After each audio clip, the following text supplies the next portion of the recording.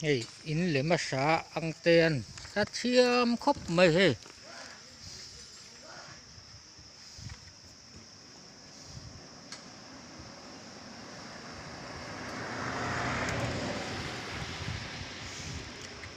Sal don ta la eng za tin nge isalang.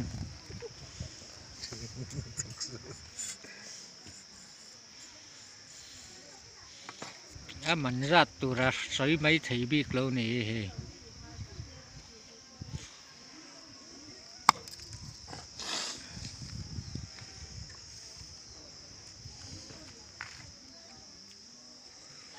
A design tu ra ni he.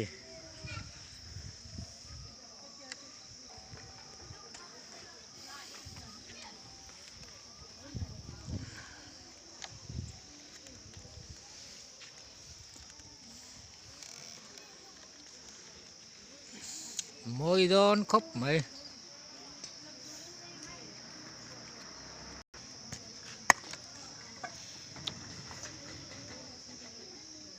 varnish te pe khuna chuan an al ngotang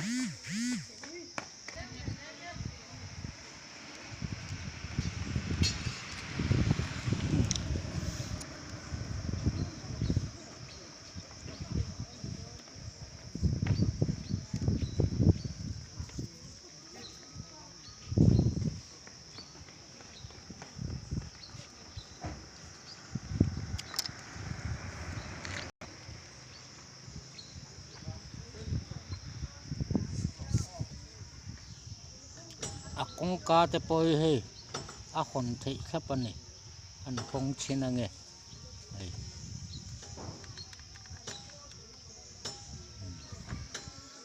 hian akong ka te po hon thei na siam khlapani